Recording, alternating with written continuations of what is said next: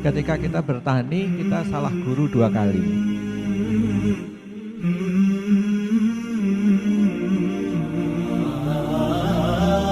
Kata Nabi SAW, saya akan buatkan pasar yang membuat dia lebih marah lagi. Dua orang yang dua-duanya wanita itu yang terkenal berperan sebagai muhtasib.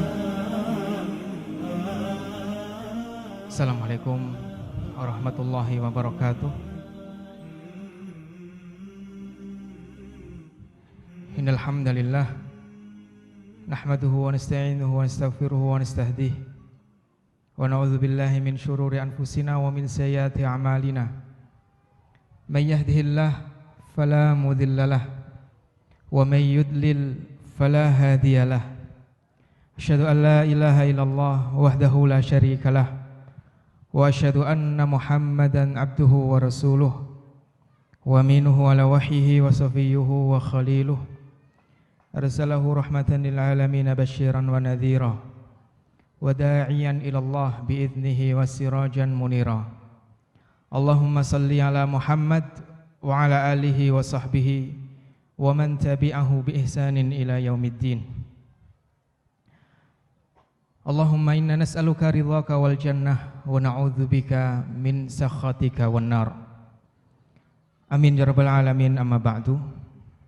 Bapak Ibu saudara sekalian yang dimuliakan Allah Subhanahu wa taala, alhamdulillah rabbil alamin, puji syukur kita panjatkan kehadirat Allah. Dari pagi sampai siang ini kita disibukkan dengan aktivitas yang merupakan sunnah para nabi. Aktivitas yang merupakan sunnah para nabi, yang karena aktivitas ini Nabi juga dikritik oleh orang-orang kafir Quraisy. Ketika orang-orang Quraisy melihat Rasulullah Shallallahu Alaihi Wasallam berjalan-jalan di pasar, maka mereka mengatakan, mali hadzal rasul ya'kulut ta'am wa yamshi fil aswaq. Ini nabi apa? Kok makan makanan manusia dan jalan-jalan di pasar? Ini kalimat orang-orang Quraisy, Pak, yang diucapkan ya untuk membuat kesan bahwa jalan di pasar itu tidak pantas untuk seorang nabi, supaya dengan begitu nabi meninggalkan pasar dan pasar dikuasai oleh orang-orang Quraisy. Maka mereka membuat opini, mali hadzal rasul, ini nabi apa ini? Ya, kalau nabi kok masih jualan ke pasar? Dan itu kalimat yang menyesatkan, karena begitu nabi dibegitukan, kan itu ya? Kemudian nabi sempat bingung. Makanya Allah Subhanahu wa taala turunkan, dan kami tidak mengutus utusan sebelum kamu, melainkan mereka makan makanan dan berjalan di pasar. Saudara sekalian yang dimuliakan Allah Subhanahu wa taala, ini kalimat-kalimat yang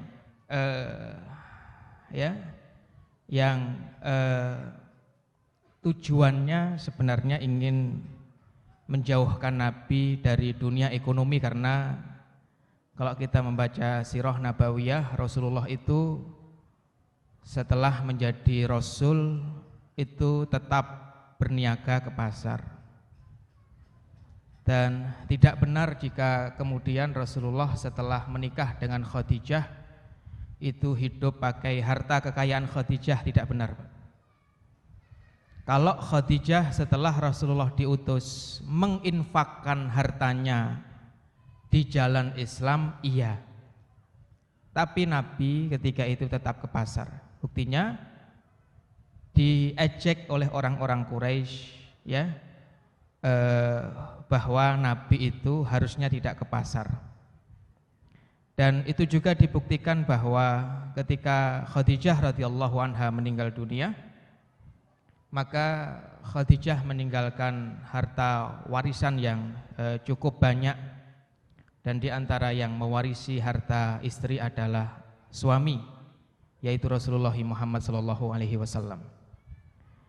Ini makanya apa yang antum kita lakukan mulai dari pagi sampai siang ini, ya, ini bukan hal yang sia-sia, tapi ini adalah sunnah Nabi kita SAW, dan bahkan sunnah para nabi.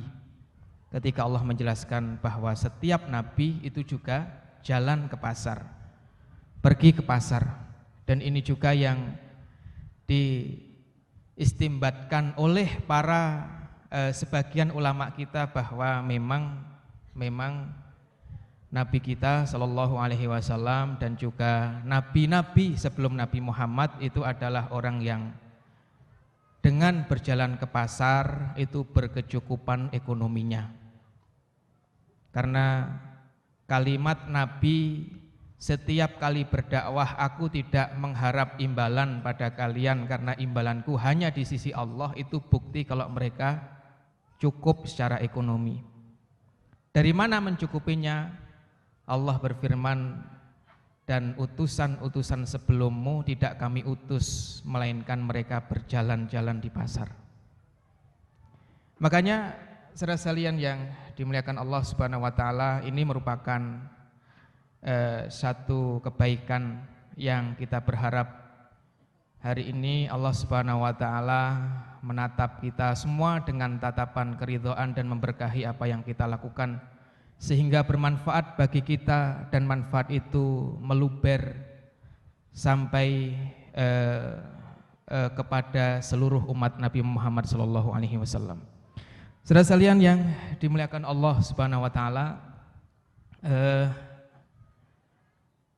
tadi pagi di Bazar Madinah di Akademi Quran saya membahas tema tentang taman dalam Quran. Siang ini ngomongin pasar, Pak. Ya. Habis ngomongin taman karena ternyata Quran, ya, itu juga sangat indah sekali bicara tentang taman, taman di rumah kita itu, Pak. Ya. Dan ternyata panduannya sangat menarik sekali. Ya. Dan itu yang tadi saya sampaikan kepada teman-teman yang hadir di Akademi Quran, bahwa memang hari ini semua yang ada dalam kehidupan kita ini harus kita ilmui dengan baik, karena sering sekali kita melewati momentum tapi umat ini tidak siap. Sering sekali masyarakat kita, khususnya Indonesia ini mengalami krisis, tapi ya kita tidak menemukan sosok ahli ekonomi yang muncul membawa segudang solusi Quran untuk menyelesaikan krisis. Dan sering kali terjadi kita lewati momentum-momentum berharga yang seharusnya di momentum itu konsep Islam hadir, tapi tidak kunjung hadir, Pak. Makanya saudara sekalian yang dimuliakan Allah Subhanahu wa taala, ya, ini memang saatnya kita semua belajar apapun yang harus kita pelajari, sehingga dalam masalah ekonomi pasar seperti ini hari ini kita belajar, dan pada saatnya nanti ketika momentum besar itu hadir, maka kita tidak kebingungan konsep tentang bagaimana semestinya pasar itu, dan kita juga sudah punya lab di lapangan, ya, tentang pasar itu dibangun. Saudara sekalian yang dimuliakan Allah Subhanahu wa taala, pasar di zaman Umar, ya. Dan sebelum kita bahas pasar di zaman Umar, saya ingin membahas tentang sedikit pasar dalam Quran dan juga pasar dalam hadis Nabi Sallallahu Alaihi Wasallam. Karena apa yang dilakukan oleh Umar bin Khattab radhiyallahu anhu itu adalah merapikan apa yang telah dibangun oleh Nabi Sallallahu Alaihi Wasallam ketika beliau membangun pasar Manakhah di Madinah yang tadi Ustadz Budi sudah mengupas ya. Saudara sekalian yang dimuliakan Allah Subhanahu wa taala ya. Terkait dengan pasar dalam Quran ya, terkait dengan pasar dalam Quran maka ayat yang menyebut kata suq, ayat yang menyebut kata pasar ya di dalam Quran itu adalah ayat yang berbicara tentang aktivitas Nabi Muhammad dan aktivitas nabi-nabi sebelum Nabi Muhammad yang tadi di mukadimah saya sampaikan, yang secara jelas menyebut kata suq yang artinya adalah pasar. Karena di pasar itu ya nabi kita dan nabi-nabi sebelum nabi kita beraktivitas ya, sehingga Allah Subhanahu wa taala cukupkan rizki mereka dan mereka pun tidak perlu meminta kepada umatnya ya, mereka pun kemudian tidak perlu meminta kepada umatnya.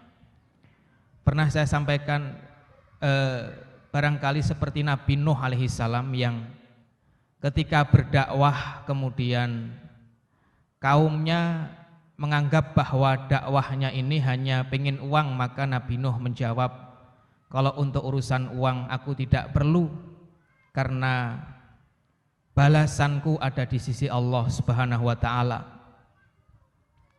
Dari mana Nabi Nuh mencukupi kebutuhannya? Illa wa yamshuna fil aswaq, dari jalan-jalan di pasar. Ibrahim alaihissalam juga sama, Pak. Ya. Yang juga terhitung nabi yang punya, dan semua nabi rata-rata memang memiliki kemapanan ekonomi. Ibrahim juga sama, Ibrahim itu nabi yang juga wa yamshuna fil aswaq, jalan-jalan di pasar ya. Dan kita mengetahui bahwa Ibrahim sampai mendapatkan gelar Abu Dhaifan, bapaknya para tamu, karena tidaklah ada orang bertamu di rumah Ibrahim melainkan akan dijamu oleh Ibrahim. Dan saya pernah menyampaikan ketika Ibrahim kedatangan dua tamu, yang sebenarnya dua tamu itu adalah malaikat ya, yang ingin mengazab kaumnya Nabi Lot, mampir dulu ke rumah Ibrahim. Kita tahu bagaimana Nabi Ibrahim menjamu dua tamu itu. Disembelihkan seekor sapi, Pak. Dua tamu, jamuannya satu ekor sapi. Itu menunjukkan ya, kemapanan ekonomi Ibrahim sebagai seorang nabi, yang hari ini langka orang punya tamu ke belakang nyembelih sapi dulu. Jangankan sapi, nyembelih ayam aja juga. Kecuali jauh-jauh hari sudah dikasih tahu, minggu depan kita mau ke rumah antum ya, hari Minggu jam sekian gitu. Baru kita siap-siap tuh. Ini Nabi Ibrahim dadak, Pak. Begitu dadak ada tamu, malam-malam pulang ke belakang ya, bi'ijlin samin. Itu sapinya bukan sapi tua yang dagingnya alot, tapi ijl, anak sapi yang gemuk, Pak. Sapi muda ya. Mereka punya kemapanan ekonomi itu. Dari mana? Wa yamshuna fil aswaq, karena jalan-jalan di pasar. Pun juga Nabi Daud alaihissalam. Apa profesi Nabi Daud? Hah?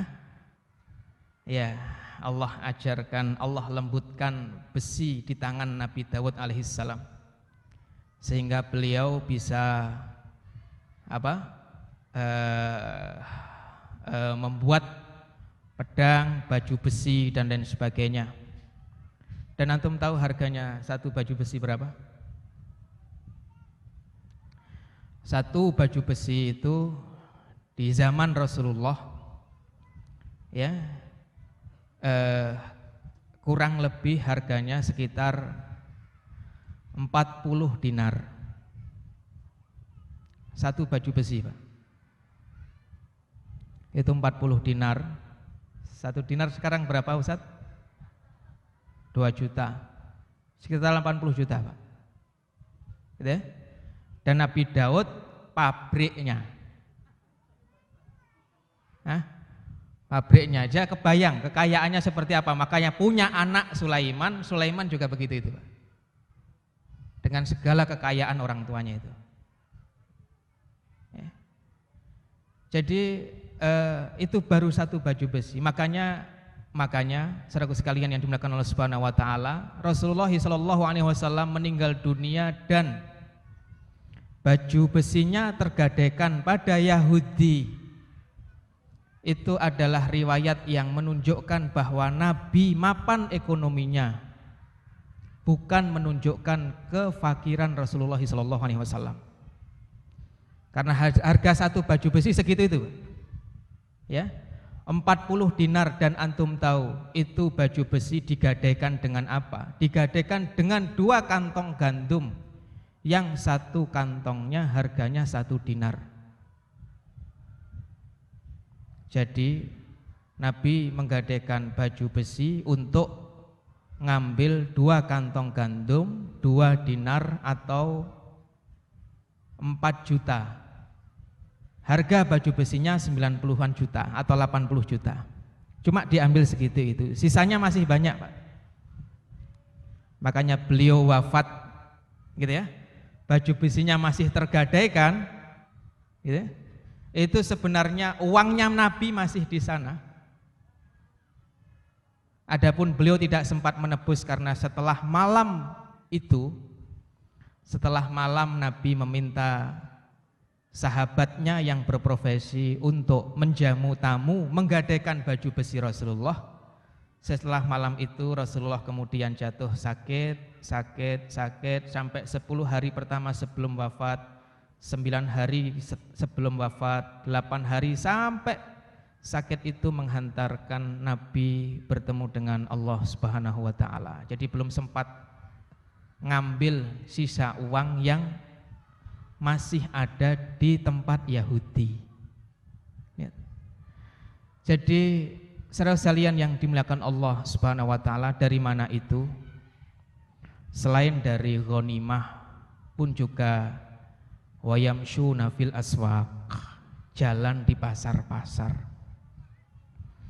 Makanya saudara sekalian yang dimuliakan Allah Subhanahu wa taala, ya, tahun 2 kenabian Rasulullah membangun pasar Manakhoh. Tahun 2 kenabian Rasulullah membangun pasar Manakhoh.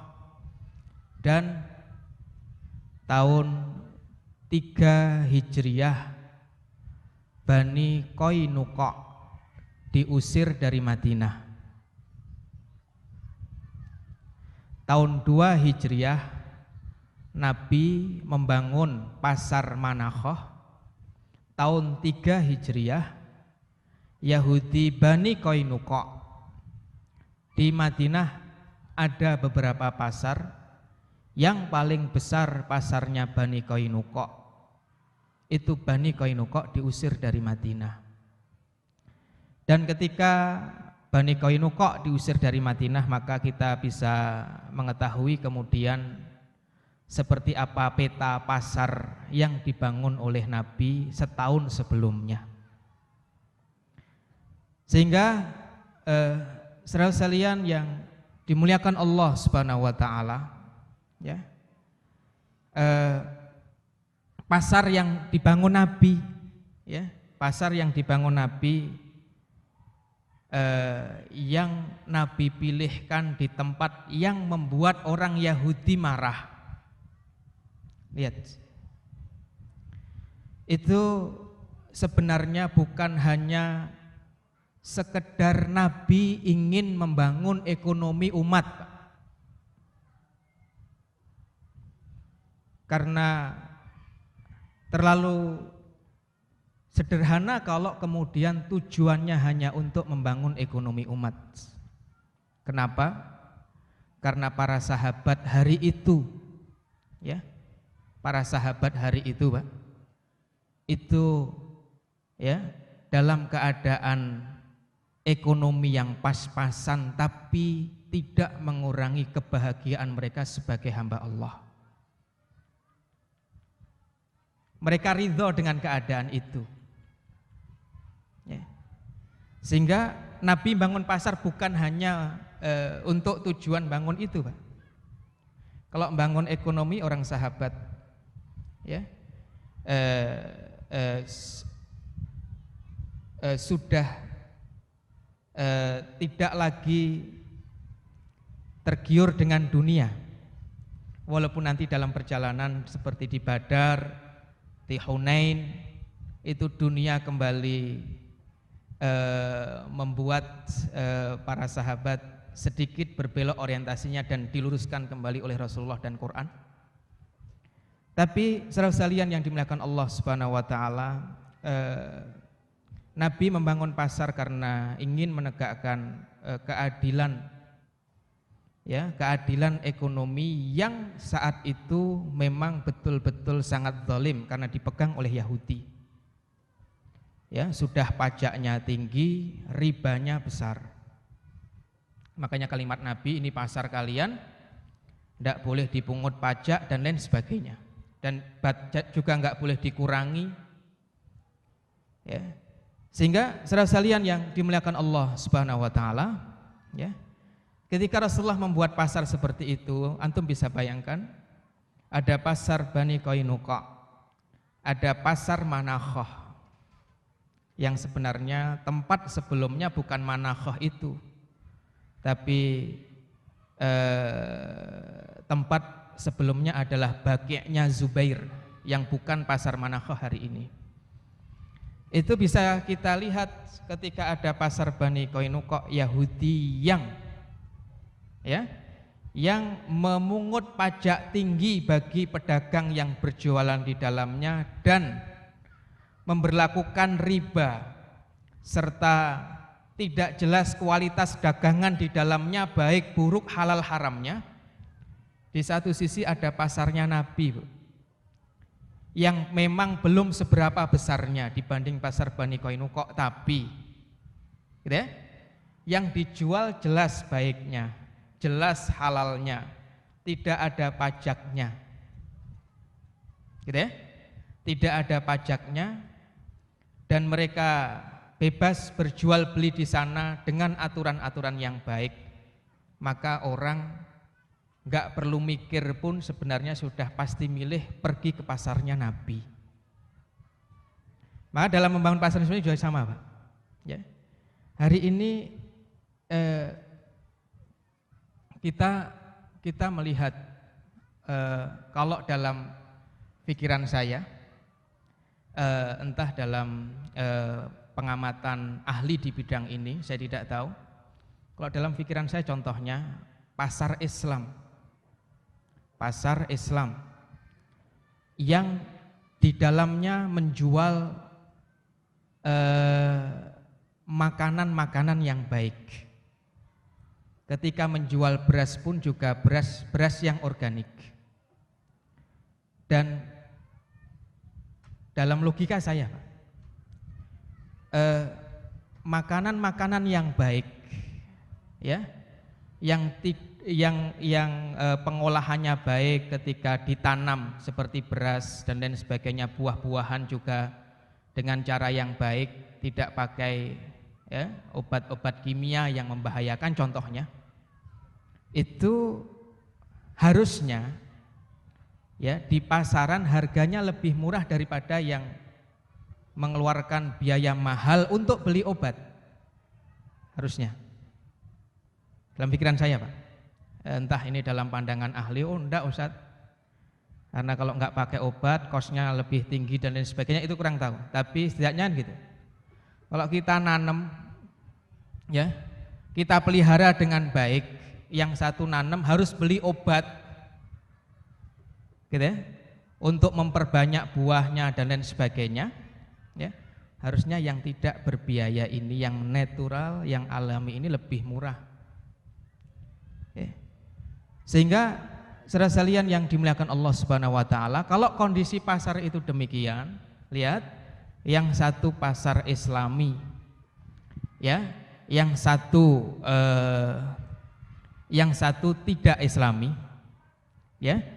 Yang Islami barangnya bagus-bagus, jelas, yang di sini tidak jelas, dan yang Islami harganya lebih murah daripada yang ini, maka pasti orang, Pak, ya, orang untuk beli beras organik yang sekilo, contohnya harganya 8.000, dan beras Sentra Ramos yang sekilo harganya 10.000, tapi tidak organik contohnya, itu akan lebih milih yang organik.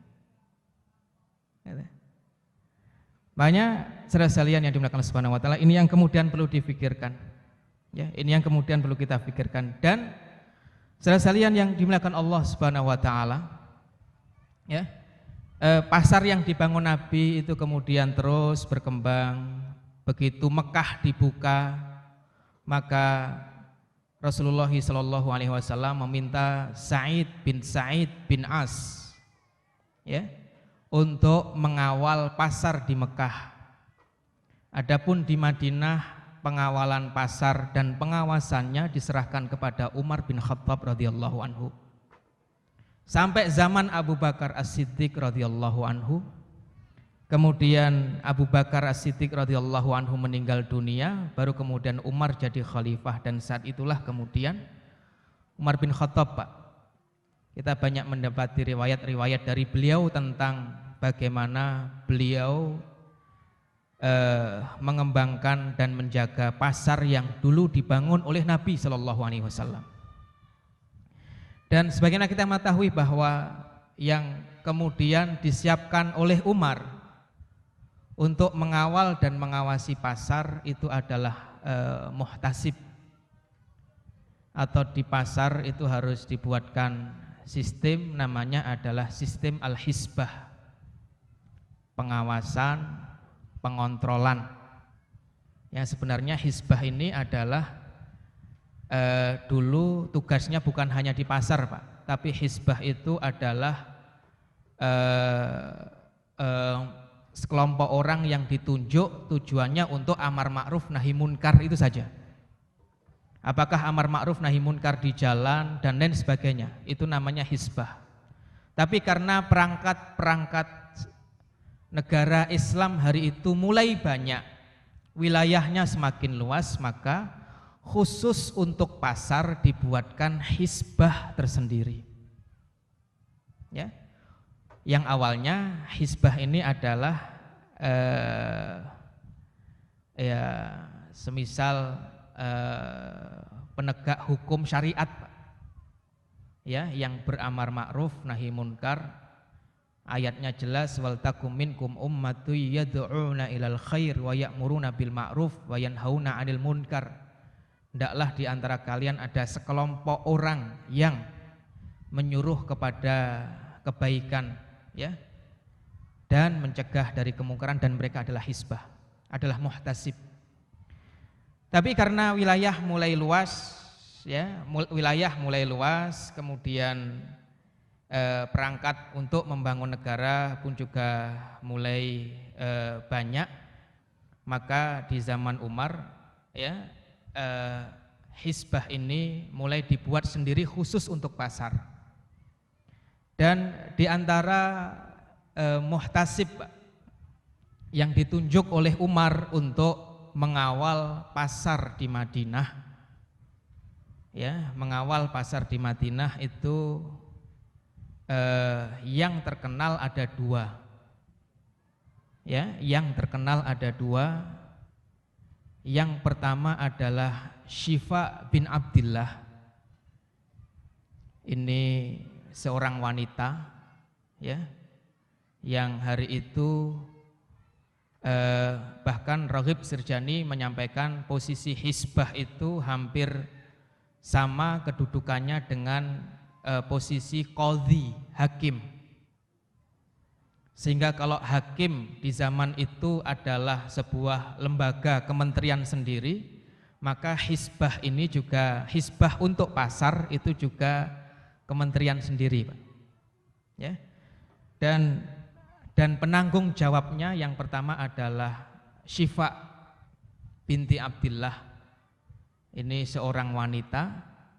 Dan yang kedua penanggung jawab pasar di Madinah di zaman Umar ketika itu adalah Samara binti Nahik. Satu Syifa, satu Samara. Dan dua-duanya perempuan, Pak. Ya. Dua-duanya perempuan. Dan bahkan riwayat menyebutkan Umar ya, Umar setiap kali masuk pasar maka masuk ke ruang kerjanya Samra binti Nahik. Lihat. Setiap kali mau masuk pasar, karena walaupun di Umar sudah menempatkan orang-orang untuk mengawasi dan mengontrol pasar, gitu. Tapi kadang Umar sendiri juga masih turun, Pak. Turun ke pasar untuk melihat langsung, ya, praktek ekonomi masyarakat di pasar. Sehingga saudara sekalian yang dimuliakan Allah Subhanahu wa taala, ini dua orang yang memang beberapa ulama berbeda pendapat tentang Samra sama Syifa itu sebagai pengawas dan pengontrol pasar secara umum atau hanya mengawasi pasar yang berkaitan dengan kaum wanita saja, gitu ya. Ada perbedaan pendapat di kalangan para ulama, tapi dua wanita itu, Pak, dua orang yang dua-duanya wanita itu yang terkenal berperan sebagai muhtasib, pengawas dan pengontrol pasar di zaman Umar. Saudara sekalian yang dimuliakan Allah Subhanahu wa taala, ada yang menarik dari bagaimana Umar mengatur pasar di zamannya. Yang pertama, riwayat yang hari ini kita semua sudah mendengarkan, ya. Hari ini semua kita sudah mendengarkan tentang kisah wanita anak penjual susu yang nanti diangkat oleh Umar menjadi menantu, ya. Dan itu bagian dari proses Umar yang walaupun sudah punya pengawas pasar tapi tetap turun ke masyarakat, ya, hasil dari perjalanan Umar di malam hari, mendengar dialog antara wanita dengan anaknya, Pak. Seorang ibu nyuruh anaknya mencampur susu dengan air, ya, dan anaknya mengatakan, bukankah Amirul Mukminin sudah melarang penjual susu untuk melakukan itu? Baru kemudian ibunya mengatakan, Umar kan sekarang tidak ada. Anaknya menjawab, kalau Umar tidak ada, Tuhannya Umar melihat kita. Saudara sekalian yang dimuliakan Allah Subhanahu wa taala, di antara hal yang menarik dari dialog antara ibu dan putrinya ini adalah ketika mereka menyebut Umar melarang penjual susu mencampur susu dengan air. Lihat, Pak, itu mencampur barang halal dengan halal, ya, mencampur barang halal dengan halal, ya. Kebijakan Umar hari itu tidak boleh, Pak. Susu dengan air, susu harus murni susu, ya, karena ini ada kaitannya dengan kesehatan fisik umat Islam hari itu, yang punya beban syariat yang berat, Ya, kalau kemudian fisiknya tidak sehat bagaimana? Dan di antara makanan ya itu adalah dari susu itu. Bayangkan itu nyampur susu pakai air. Dan bukan hanya itu, tapi juga bahkan di zaman Umar itu orang nyampur susu sapi dengan susu kambing. Gitu Pak. Lihat, susu sapi halal, susu kambing halal. Kalau dicampur, ya, secara kesehatan bagaimana? Dokter, berbahaya tadi tidak? Tidak, tidak ya. Susu sapi sama susu kambing kalau dicampur juga tidak membahayakan, kata Dokter Val, bukan kata saya. Ya. Tidak membahayakan Pak, tapi itu pun masih dilarang. Lihat, ya. Sehingga saudara sekalian yang dimuliakan Allah Subhanahu Wa Taala, ini kalau kita tarik ke praktek ekonomi hari ini, di mana kita mendapati ya jangankan susu dicampur dengan air Pak, ya. Bahkan susu dicampur dengan zat-zat yang kita tidak tahu apa namanya, ya, yang tentu karena kimia membahayakan bagi tubuh kita dalam jangka waktu yang panjang, kan ya. Jadi lihat saudara sekalian yang dimuliakan Allah Subhanahu Wa Taala, ketika kemudian susu yang beredar di pasaran seperti ini dan susu yang beredar di pasar Madinah, pasar Islam seperti ini, jelas Pak, orang akan milih yang baik, gitu ya. Orang akan milih yang baik. Itu baru nyampur susu dengan susu, nyampur susu dengan air. Kemudian saudara sekalian yang dimuliakan Allah Subhanahu Wa Taala, riwayat yang berikutnya menarik tentang pasar di zaman Umar. Ya, tentang pasar di zaman Umar itu adalah Umar bin Khattab radhiyallahu anhu ketika masuk pasar kemudian mendapati ada tukang pandai besi, Pak. Tukang pandai besi menaruh alat untuk membuat alat tempaan besi itu ditaruh di pasar, tidak dibawa pulang Pak. Itu kemudian esok harinya sama Umar ditegur, ya, kamu bawa pulang peralatan pandai besimu, ya, karena agar orang tidak menganggap bahwa tempat ini adalah tempatmu. Ini yang saya, karena saya tidak punya latar belakang ekonomi dan sebagainya, ini yang saya belum ketemu aplikasinya hari ini seperti apa Pak. Karena pesan Nabi, ini pasar kalian tidak dipungut pajak dan tidak boleh dikurangi, tidak boleh disekat-sekat, nggak boleh dibuat lapak-lapaknya, sehingga dengan begitu Pak, ya, maka orang akan bergairah pergi ke pasar pagi-pagi karena untuk mendapatkan tempat yang strategis. Yang berangkatnya siang berarti tempatnya nggak strategis, sehingga dengan begitu ekonomi Madinah semakin bergairah Pak, karena pagi-pagi mereka buru-buru ke pasar. Untuk apa? Untuk cari tempat yang strategis.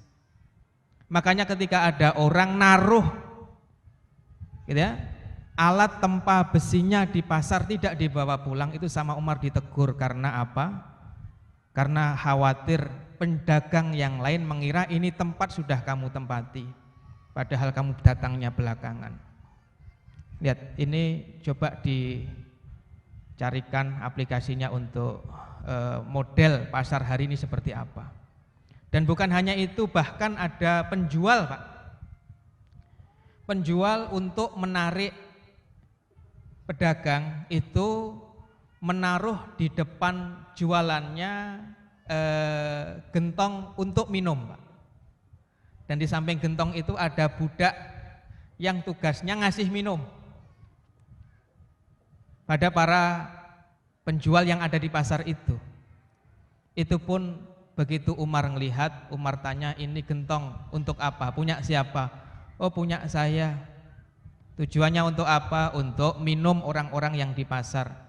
Sama Umar suruh menyingkirkan, ya, karena khawatir dengan ditaruh gentong yang berisi air itu, esok harinya pedagang yang lain enggan untuk menempati tempat itu karena sudah merasa ditik, Pak, sudah merasa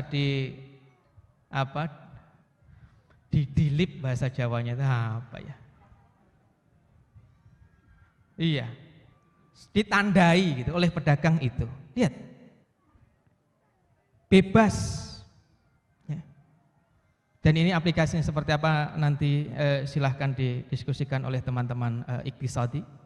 Nah, saudara sekalian yang dimuliakan Allah Subhanahu Wa Taala, seperti itu, ya.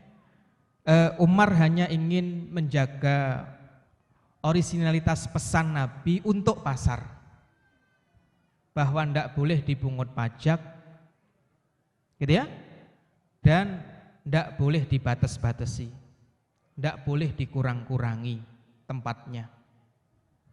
Sehingga saudara sekalian yang dimuliakan Allah Subhanahu Wa Taala, dengan begitu maka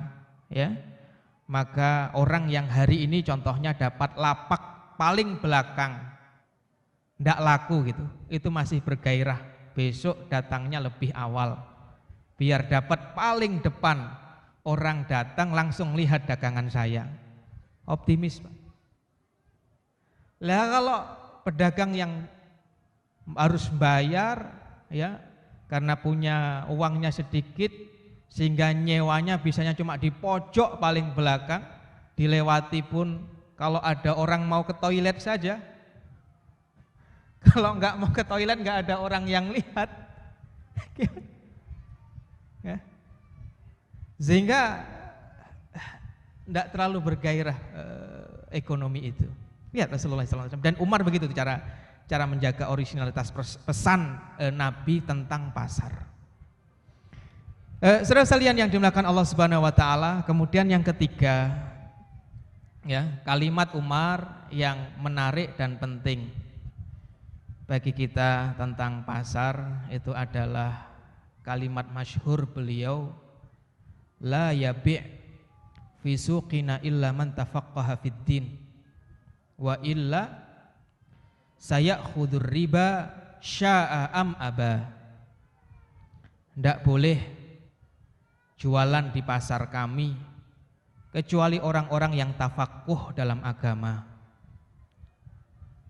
Kalau mereka tidak mengerti hukum jual beli dan jualan di pasar kami, maka mereka pasti mengambil riba, mereka sengaja atau tidak. Ya. Jadi tafakuh fiddin. Kalau orang mau jualan berarti wajib baginya belajar fikih jual beli.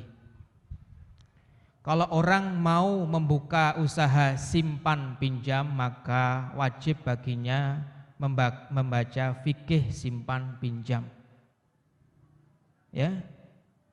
Dan itu hukumnya menjadi wajib karena kita akan masuk pada dunia yang syariat sudah mengatur. Dan saudara sekalian yang dimuliakan Allah Subhanahu Wa Taala, itu yang juga ditegaskan oleh Imam Syafi'i dalam kitab Risalahnya. Ya, beliau menyampaikan bahwa ilmu itu ada dua, satu fardu ain, satu fardu kifayah. Ilmu fardu ain itu wajib, itu adalah ilmu yang kita saat ini ada di dalamnya. Kalau kita hari ini adalah para pedagang, maka kita wajib belajar fikih berjualan. Kalau hari ini kita pembeli, maka kita wajib membaca fikih pembeli, fikih jual beli. Wajib, menjadi wajib bagi kita. Dan ini yang yang hampir terlenakan dari mayoritas umat Islam hari ini, mereka jual beli dan mereka tidak memahami fikih jual beli. Bahkan posisi kita yang bukan penjual pun, tapi posisi kita sebagai pembeli wajib faham fikih jual beli. Lihat, kita bukan kita nggak jualan Pak, tapi kita cuma beli itu. Bahkan beli ini saja ada fikihnya Pak. Sehingga kalau kita tidak mengetahui fikih membeli, maka kita akan mengambil riba sya'am aba. Kita mau, kita sadari atau tidak. Ya. Oleh sebab itu, saudara sekalian yang dimuliakan Allah Subhanahu wa taala, nanti pada prakteknya Umar ya jalan-jalan ke pasar, ya. Syifa binti Abdillah juga jalan-jalan ke pasar. Kemudian Samra binti Nahik juga jalan-jalan ke pasar sambil membawa tongkat, mengawasi langsung dan bahkan ngetes fikih jual beli masyarakat muslim yang melakukan praktek jual beli di pasar tersebut. Dan bahkan nanti di beberapa puluh tahun setelah Umar, di zaman Imam Malik, di zaman Imam Malik Pak, Imam Malik bin Anas, ulama Madinah itu, Imam Malik sebagai ahli fikih Madinah hari itu mengeluarkan surat yang ditujukan kepada gubernur-gubernur, pemimpin-pemimpin, agar mereka mengumpulkan para penjual di pasar-pasar yang ada di bawah pemerintahan mereka. Imam Malik nulis surat, ulama Pak, gitu ya, nulis surat ditujukan pada gubernur, permintaannya agar gubernur, amir-amir mengumpulkan para pedagang di pasar mereka.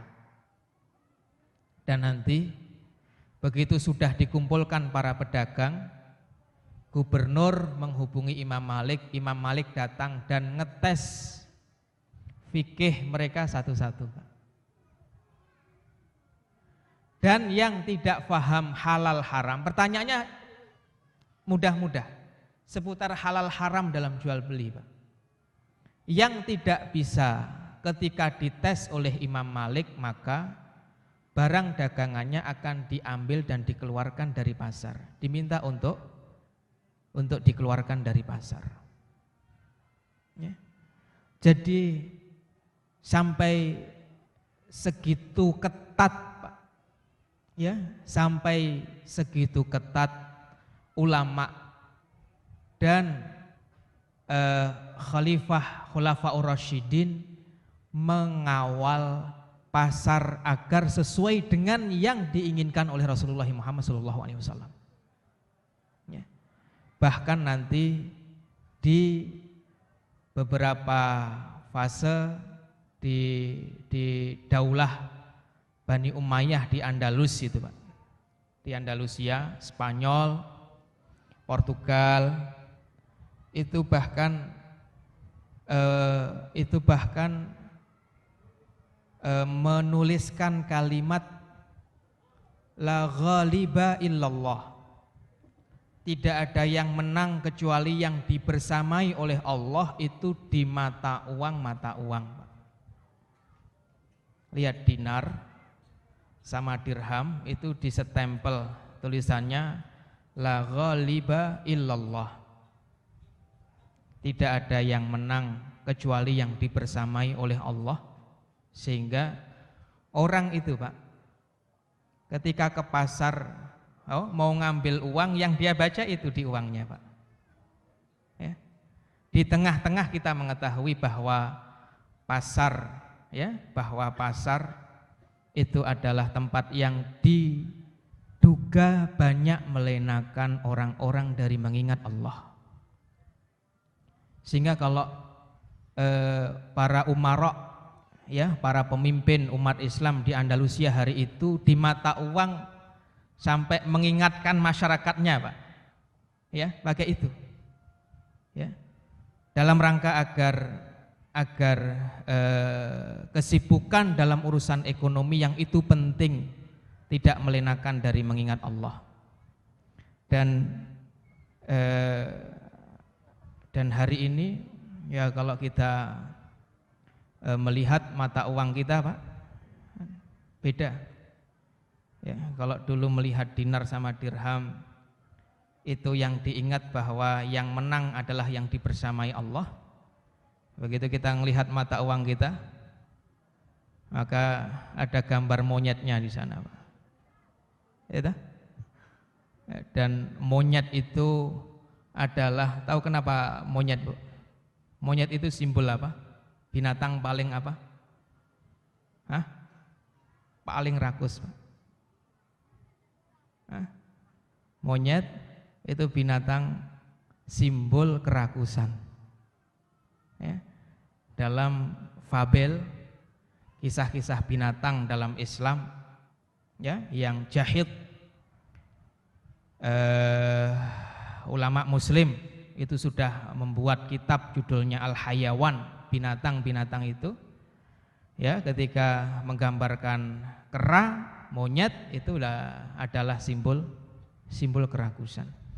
Dan saudara sekalian yang dimuliakan Allah Subhanahu wa taala, begitu ketat Umar, kemudian para ahli ilmu setelahnya, bahkan kalau kita melihat Imam Malik itu ahli ilmu di Masjid Nabawi, harus ya punya wewenang untuk kirim surat memerintahkan gubernur ngumpulin pedagang, Pak. Artinya ini Imam Malik ahli ilmu yang lihat untuk urusan halal haram itu bahkan posisinya lebih tinggi dari gubernur. Ya, lebih tinggi daripada gubernur, sehingga bisa memerintahkan gubernur untuk mengumpulkan para pedagang. Itu semua tujuannya hanya untuk mengawal agar pasar itu sebagaimana yang diinginkan oleh Nabi dulu ketika membangunnya. Oleh sebab itu, saudara sekalian yang dimuliakan Allah Subhanahu wa taala, ya, munculnya ide kegiatan seperti hari ini, Masya Allah, ini kita berharap memang merupakan awal, ya, kebangkitan ekonomi umat, ya.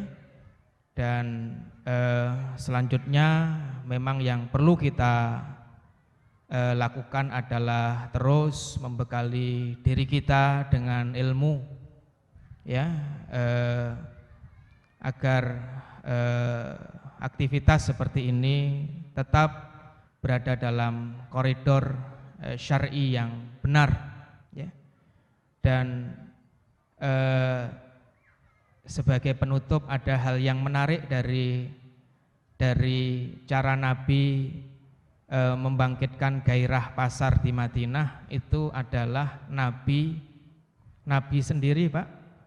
Nabi sendiri yang turun kadang ngajari sahabat yang ketika itu meminta-minta untuk jual beli. Nabi sendiri yang ngajari, Pak, karena Nabi adalah ahli dalam berdagang. Ketika ada sahabat yang meminta-minta itu sama Nabi, cuma ditanya, di rumahmu ada apa?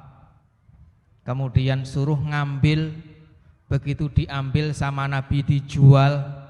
Setelah dijual, hasilnya dibagi dua, yang satu gunakan untuk menafkahi keluargamu, yang sebagian kamu belikan ini, kamu jual dengan harga segini, jangan temui aku selama segini hari.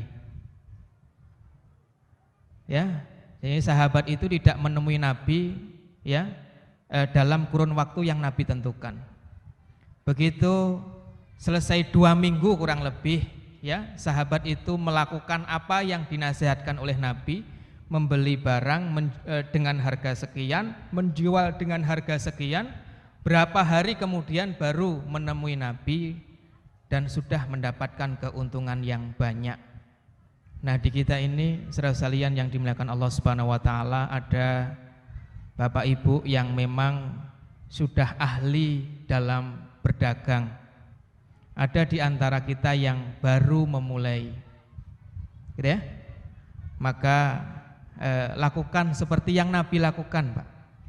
Ya, bantu, ya, bantu saudara kita yang belum bisa berdagang, gitu ya. Bantu mereka untuk bisa berdagang. Saya pengen dagang tapi takut ini, takut ini, ya. Fahamkan mereka, termasuk ya, termasuk orang seperti saya ini, Pak. Ini juga kadang mau dagang gitu, Pak. Cuma saya bingung, ya, karena kalau saya dagang pasti banyak orang yang beli dagangan saya.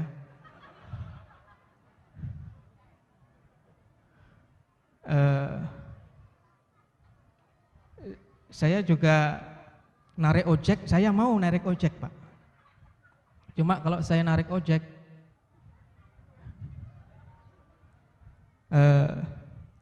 pasti yang saya antar ngasih uang lebih pada saya, Pak. Kalau kenal.